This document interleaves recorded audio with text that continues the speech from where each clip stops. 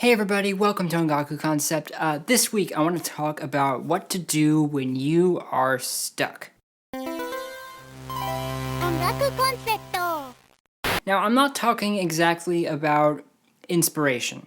I've covered that in other videos before. I'm talking more about specifically what to do when inspiration isn't really the issue, but you run into a problem that you can't seem to work your way out of. I've been working on a concept album for the past few months, and lately I've been running into problems a little bit more often, where I run into something and I'm like, I don't know what to do to fix this. And it's not a matter of not being inspired, it's worse. It's being inspired, but it's not coming out right, and I don't like it. And so I wanted to share kind of the things I've been thinking about lately and see if I can help you. So if we're in the same boat, I have 3 tips for you. Number 1, narrow down your problem as much as you can. So if you're anything like me, you tend to look at problems in kind of broad strokes at first, and that's not really very helpful. So say, for example, you're looking at a song and you're like, this transition seems jarring, or this intro seems lifeless. Okay, those are good places to start, but they don't really help you in trying to figure out what to do to fix that. Because what you end up doing if you just go from that is you start throwing things at the wall and just hoping something sticks. And that's, I mean, sure, that can work eventually, but it's not very efficient, and it can be really frustrating. And what you need to do is narrow down the problem as much as you can so that you have some place to focus on. So say you have a jarring transition. Okay, what is it about it that makes it jarring to you? Do you think maybe your chords are just jump around everywhere? Or maybe you changed keys and for some reason it doesn't sound very smooth. Or maybe something's too loud. Okay, so those all give you great places to start. If your chords are jumping around everywhere, okay, maybe you can use a chord substitution or alter your voicings so that the voices are smoother. The connections between voices are smoother and they don't have to move as much. If something's too loud, you just turn it down or EQ it or something like that. And this applies to mixing as well. If you hear something you don't like, why don't you like it? Think about exactly what it is, pinpoint what it is that you're trying to fix as much as possible, because that'll give you a great place to start. Tip number 2, get a second opinion. So when you're working on a song, you spend hours and hours and hours working on it. You've probably listened to the thing hundreds of times, and your ears are just fried, right? But getting a second opinion from somebody who's never heard the song before is really, really helpful, because not only is it just that you have another person's perspective on it, but it's also a person who hasn't spent the hours and knows exactly every little detail of the song. And so when you're just listening to it, you know everything, you know what to expect, nothing surprises you. But getting somebody else who's never heard it before to listen to it with a fresh pair of ears, not only from their perspective, but also just as somebody who has never heard any of it before, they can offer you some really good insights. And I would say to get feedback from both musicians and non-musicians, because musicians will be able to help you pinpoint that problem that you're having and offer some specific advice on helping you fix it.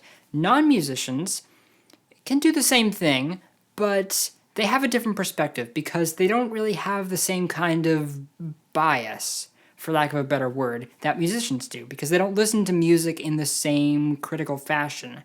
Even so, non-musicians are probably going to make up the majority of the people who are listening to your music anyway, so it's good to get their opinion. Tip number 3, know when to stop.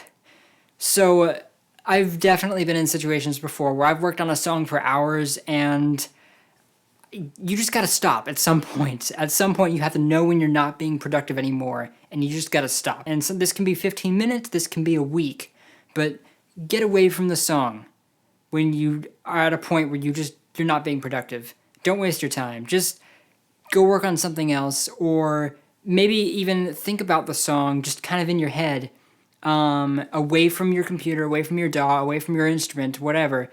Just get away from it and try and find a different perspective. And maybe when you come back, you'll be able to have a listen with a fresh pair of ears, or you can think about it just in your head and come up with a different way to think about it, because you don't have all your tools available, you just have your mind. And that can, you can come up with some really interesting results that way. For me, writing guitar solos is a bit, that's one of my weaker points. And lately, I've been approaching guitar solos by just playing the song out in my head and seeing what my brain comes up with, because my brain comes up with better solos than my hands do. And so I find that's been really helpful for me lately when I've been working on music. So those are some tips. Like I said, I've been working on a concept album a lot lately, so I've been working on a lot of music and running into a lot of these problems for some reason. And I don't know that it ever gets better, you know? I think no matter how much experience you have, you're always going to run into stuff like this. I mean, I wouldn't call it writer's block. It's kind of like a mini writer's block, for lack of a better term. If you're watching this video right now because you're currently stuck with a song and you have no idea what to do, you can do this. You got this. I believe in you. So that's just what I've been thinking about lately. Hopefully it helps you. If you have any tips of your own, please leave them in the comments, because I would certainly like to know them. If this is your first time watching this channel, I do video game and anime music theory lessons every week. You can see some of those videos over here. But I would also recommend joining the Facebook group at facebook.com/group/ongakuconceptvgm. It's a group where we talk about music theory, and we share our own projects and offer criticism for each other. And it's just, if you need a second opinion, post your stuff in there, because it's a really awesome group, and you'll get some really good feedback from there. Thanks again for watching, and I'll see you guys next week. Well, I think it was okay.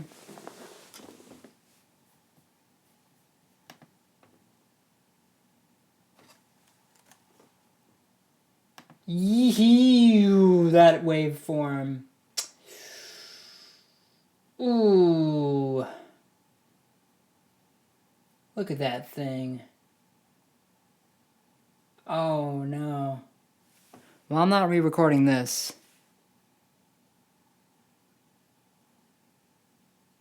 Yikes. Okay. Pro tip for me next week. Turn down my gain knob.